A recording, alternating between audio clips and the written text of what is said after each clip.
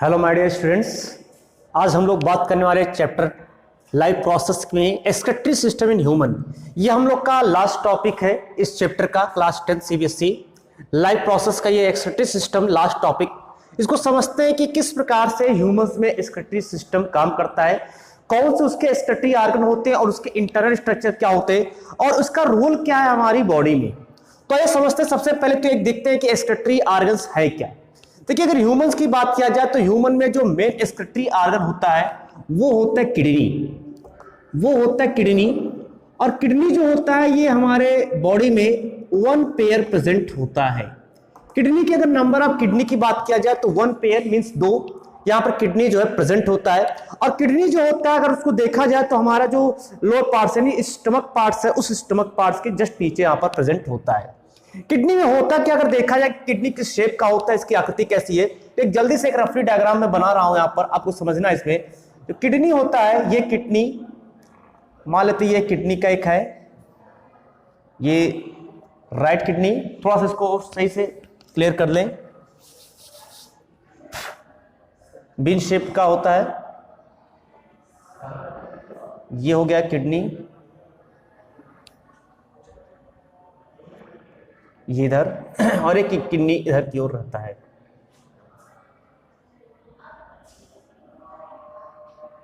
आपको थोड़ा सा यहां पर ध्यान देना है कि जो लेफ्ट किडनी है, ये लेफ्ट वाली, ठीक है, ये लेफ्ट किडनी थोड़ा सा ऊपर यहां पर रहेगा। हालांकि बहुत ज्यादा आपको इसमें अंतर दिखाई नहीं पड़ेगा, बस याद रखना थोड़ा सा ये ऊपर रहेगा, ये यहां पर। और ये यहां से ये निकले रहेंगे बहुत सारे इसमें जो है यूरेटर्स, ये यूरेटर्स है। एक राइट किडनी से यूरेटर निकलेगा और एक जो है लेफ्ट किडनी से यूरेटर निकलेगा। इस तरह से यूरेटर हो गया।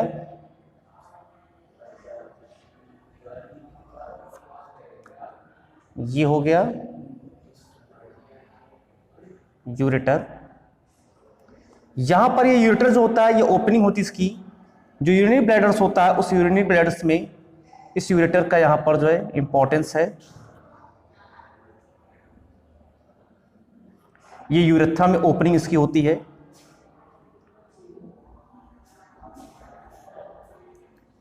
ये यूरिनरी ब्लैडर्स जहां पर आकर के यूरिन जो होता है वो यहीं पर एक्सक्रीट होना है, यहीं पर आकर के इसको गिरना है।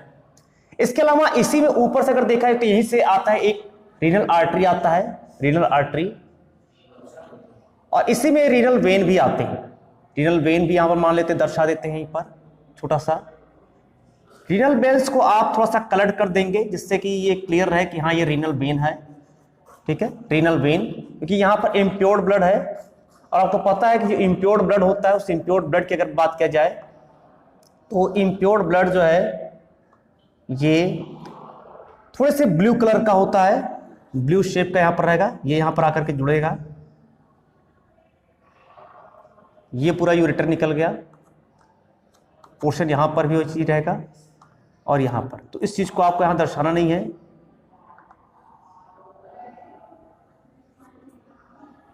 ये आपका हो गया रीनल वेन और इधर पोर्शन आपका हो गया रीनल आर्टरी, ये यहां पर आ गया पोर्शन, ठीक। अब इसमें से अगर देखा जाए तो इस पूरे पार्ट को क्या कहेंगे, इसके ऊपर एक टोपीनुमा सदृश संरचना होती है, स्ट्रक्चर होती है, जिसे हम लोग कहते हैं सुप्रारीनल ग्लैंड्स। एक्चुअल में यही है आपका एड्रिनल ग्लैंड्स होता है। और ये एड्रिनल ग्लैंड सबसे इंपॉर्टेंट ग्लैंड्स होता है पूरी बॉडी का। अगर पूरी बॉडी में देखा जाए तो सबसे इंपॉर्टेंट अगर कोई एंडोक्राइन ग्लैंड्स है तो वो एड्रिनल ग्लैंड्स होता है, क्योंकि ये एड्रिनल ग्लैंड्स में अगर थोड़ी सी कमी हो जाए, एड्रिनल कॉर्टेक्स में कमी आती है, तो यहाँ पर जो सेक्स होता है उस सेक्स भी चेंज होने लगता है कि मेल में फीमेल के कैरेक्टर आने लगते हैं और फीमेल में मेल के कैरेक्टर आने लगते हैं। तो ये बड़ा इंपॉर्टेंट है, जो आप हार्मोन्स उसको पढ़ेंगे तो ये यहाँ पर सबसे पहले स्टार्ट करती है सुप्रारीनल ग्लैंड है, सुप्रारीनल ग्लैंड्स होता है। सुप्रारीनल ग्लैंड 2 होते। यहां पर अगर बात करें तो ये पूरी आपकी किडनी है, और ये किडनी अगर देखा जाए तो ये लेफ्ट साइड की ओर है, तो इसको हम लोग नाम देंगे लेफ्ट किडनी, लेफ्ट किडनी। और इधर वाले की बात किया जाए तो ये है राइट किडनी, ये है राइट किडनी होता है। ये जहां से पार्ट निकल रहा है यहीं पर एक चीज और आपको दर्शाना है, क्या चीज, ये क्या नाम है, जो वेन्स है वो भी यहां पर आएंगे। ये अगर बात किया जाए ये वाला पोर्शन, ठीक है, तो ये आपका हो गया रीनल वेन, रीनल वेन कहते हैं। और इस पोर्शन को रीनल आर्टरी के नाम से जानते हैं, रीनल आर्टरी कहते हैं। ये जो पोर्शन होता है जहां से ये सब निकले हुए हैं यूरेटर्स, उसको कहेंगे हाइलस। और ये जो पोर्शन है इसको यहां पर नाम देंगे यूरेटर्स। यूरेटर्स की संख्या भी यहां पर 2 है। आप देख रहे हैं एक लेफ्ट से आ रहा है और एक राइट से आ रहा है। और ये जो पोर्शन है यहां पर है, इसको एओर्टा के नाम से जानते हैं, एओर्टा। और ये आकर के जिसकी ओपनिंग है इसको ओपनिंग ऑफ यूरेटर्स के नाम से जानते हैं, opening of ureters, opening of ureters. और ये जहां पर ये ओपनिंग हो रही है इसको कहेंगे यूरिनरी ब्लैडर्स, यूरिनरी ब्लैडर्स के नाम से जानते हैं। और सबसे अंतिम में यहां पर अगर बात किया जाए तो वो है यूरेथ्रा, इसको कहते हैं यूरेथ्रा। तो ये इस तरह से हो गया पोर्शन आपका पूरा जो किडनी का पोर्शन है।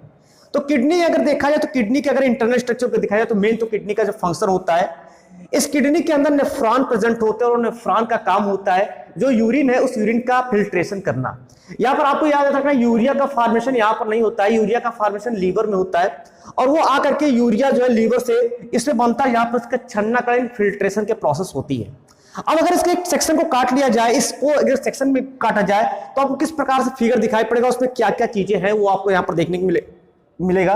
जिस सबसे पहले मैं यहां से समझा रहा हूं, प्रयास कर रहा हूं, आप इसको समझेंगे कि किस प्रकार से इसका स्ट्रक्चर जो है होता है। ये मान लेते यूरेटर है, वही यूरेटर्स जो मैं यहां पर बनाया हूं उसी यूरेटर्स को मैंने यहां पर बनाया है। इस चीज को आपको ध्यान देना है।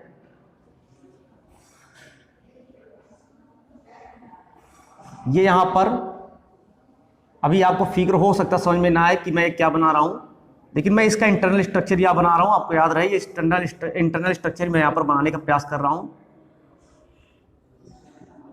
ये यहां पर पिरामिडल लोब प्रेजेंट होता है, पिरामिडल लोब्स यहां पर प्रेजेंट होता है। ये पिरामिडल लोब्स है।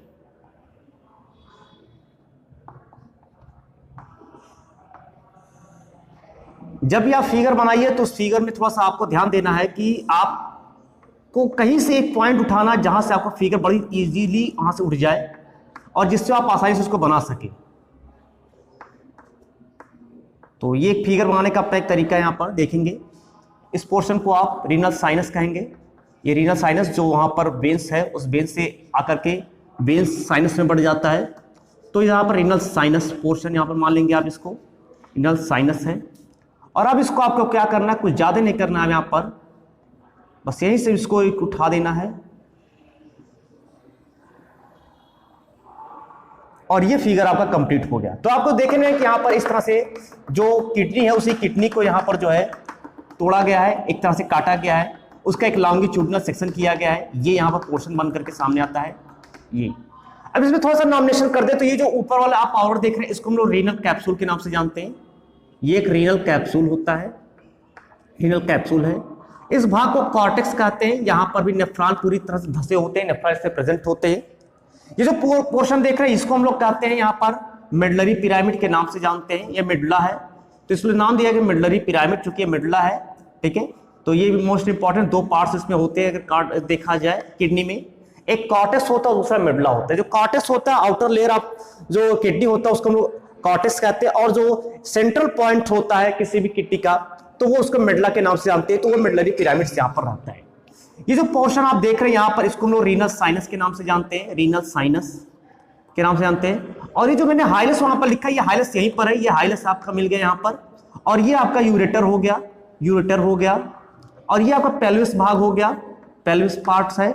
और इसमें 2 प्रकार के इसमें उभार है, एक लार्ज उभार है इसको हम लोग मेजर कैलिक्स कहेंगे, मेजर कैलिक्स के नाम से जानते हैं।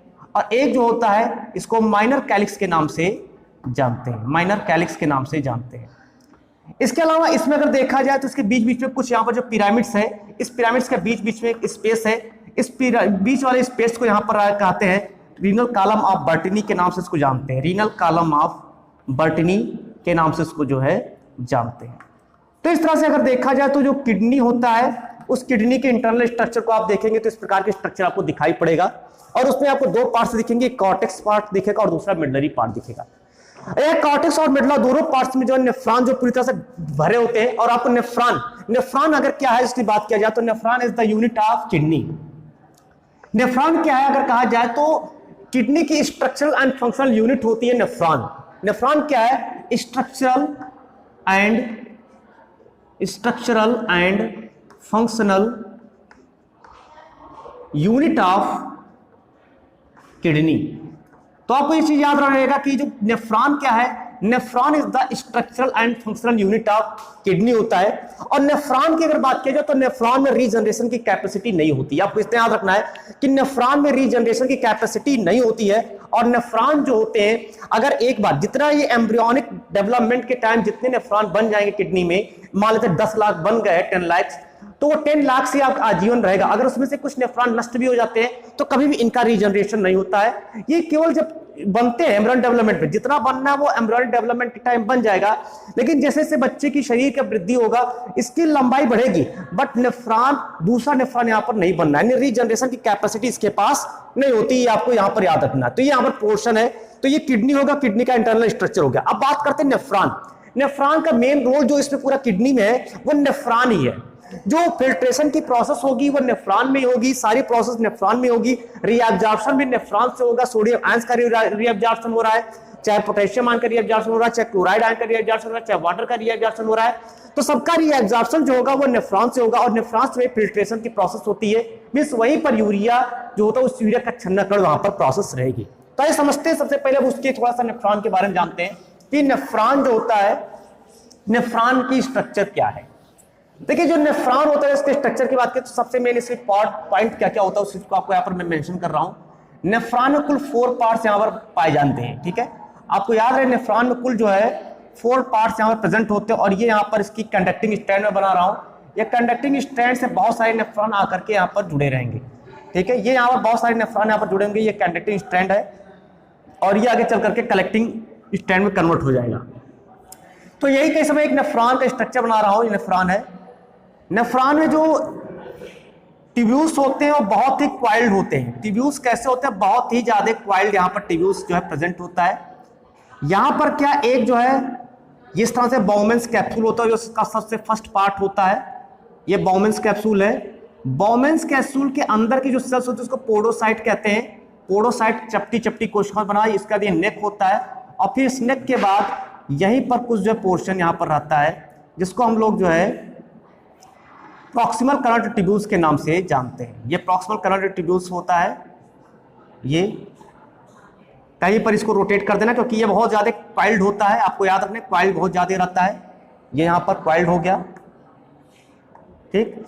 और उसके बाद ये यहाँ पर एक सीधी सी नलिका बनती है, ये जिसको हम लोग हेनले लूप के नाम से जानते हैं। इस तरह से आपको फिगर बनाना है, हेनले लूप कहते हैं।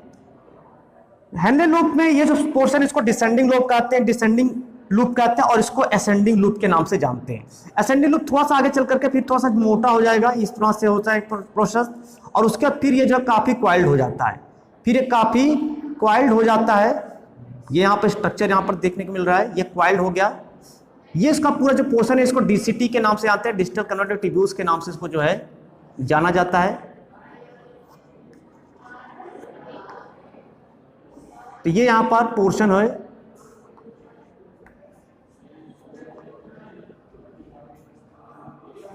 ठीक। ये पूरा आकर के यहाँ पर जुड़ गया और ये आकर के यहाँ पर जुड़ गया। इस तरह से इसके पूरे पार्ट से इसके अंदर बहुत सारे कैपिलरीज होंगे जो एक गुच्छे के समान होंगे, इसको ग्लोमेरुलस कहते हैं। और ये यहाँ से एक इफरेंट जो है डक्ट्यूल्स और एक इफरेंट डक्ट्यूल्स यहाँ पर निकला रहेगा। तो आइए नामकरण कर लेते हैं, इसको सब समझते हैं। ये जो पोर्शन इसको ग्लोमेरुलस कहते हैं। ग्लोमेरुलस द मोस्ट इंपॉर्टेंट, क्योंकि यहीं पर पूरा जो फिल्ट्रेशन की प्रोसेस है वो इसी पार्ट में होगा। उसके फिल्ट्रेट होने के बाद ये जो पोर्शन है इसको हम लोग यहाँ पर बाउमेंस कैप्सूल के नाम से जानते हैं। इस बाउमेंस कैप्सूल में आता है वो बाउमेंस कैप्सूल में जो यूरिया है वो यूरिया यहाँ पर आता है। इसको नेक कहते हैं। नेक हालांकि इसका कोई रोल नहीं है। ये पूरा पोर्शन आप देख रहे हैं, इसको पीसीटी यानी इसको प्रॉक्सिमल कन्वॉल्यूटेड ट्यूब्यूल्स के नाम से इसको जानते हैं। कन्वॉल्यूटेड ट्यूब्यूल्स कहते हैं इसको। और ये जो पोर्शन आप देख रहे हैं यहाँ हेनले लूप है, इसको हेनले लूप के नाम से जानते हैं। 2 लूप है यहाँ पर, हेनले लूप में दो पार्ट्स है, द फर्स्ट इज असेंडिंग और सेकंड इज ये डिसेंडिंग है और ये असेंडिंग होता है।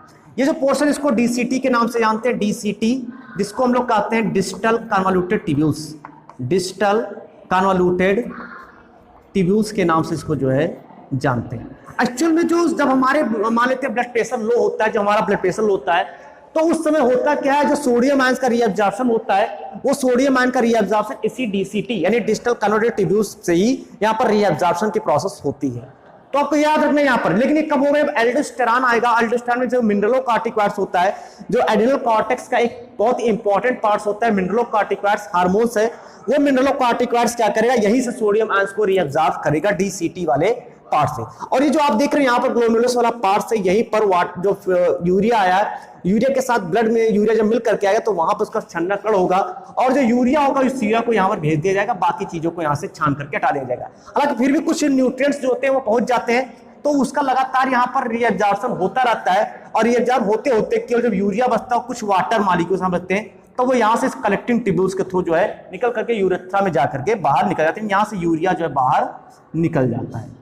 इस तरह से पूरी पोर्शन यहाँ पर जाती है और इस पर होता क्या है, पूरा जो जा करके ये आप देख रहे हैं, इसको यहाँ पर जो रहता है ये पूरी तरह से इसको ढके रहता है, मतलब इसको कवर किया रहता है। आपको मैं समझाया हूँ, एक लोकेशन के लिए दिया हूँ जो आपके लिए लेवल है कि यहाँ पर केवल एक लोकेशन में होता है कि जो यहाँ पर नेफ्रॉन होते हैं, ऐसे से बहुत सारे 10 लाख लगभग नेफ्रॉन होते हैं। तो ये सारे नेफ्रॉन में ये जो पूरा पोर्शन देख रहे हैं एफरेंट, यहाँ पर जो डक्ट्यूल है, ये डक्ट्यूल पूरी तरह इसको घेरे हुए रहता है, लपेटे रहता है और पूरी तरह से वाटर जब रीअब्जॉर्ब करता है तो वहीं से जाकर के सीधे इसको मिल जाता है, यहाँ से कहीं नहीं है, सीधे सीधे ब्लड में जाकर के मिलेगा। ठीक है, तो वहां से जिसको हम लोग वासा रेक्टा के नाम से जानते हैं, तो वासा रेक्टा में जाकर के ये मिल जाएगा। तो इस तरह से यहाँ पर इसी के अंदर जो है फिल्ट्रेशन का काम होता है, यूरिया का फिल्ट्रेशन होता है और यूरिया का छन करके जो यूरिया होता है शरीर से बाहर निकाल दिया जाता है। बाकी जो उसके मिनरल न्यूट्रिएंट्स उसमें चले गए हैं वो सारे मिनरल न्यूट्रिएंट्स वापस जो है ब्लड में हमारे मिल जाते हैं। इस तरह से ब्लड प्रेशर या हमारे बॉडी में जो सोडियम आयंस या क्लोराइड आयंस उसका जो मेंटेनेंस है वो यहाँ पर कंप्लीट हो जाता है। तो ये पूरा प्रोसेस आपका था आज का जो लास्ट टॉपिक था इस चैप्टर लाइफ प्रोसेस के, excretory system in human. I hope आप लोग को समझ में आएगा। अगर ये आपको देखना है तो इस वीडियो को आप पूरा शुरू से देखिए इस चैप्टर का, तो आपको पूरे वीडियो जो है यहाँ पर अवेलेबल मिल जाएंगे। आई होप आप लोग को समझ में आया होगा। मिलते हैं नेक्स्ट चैप्टर नेक्स्ट वीडियो के साथ, तब तक के लिए थैंक यू सो मच।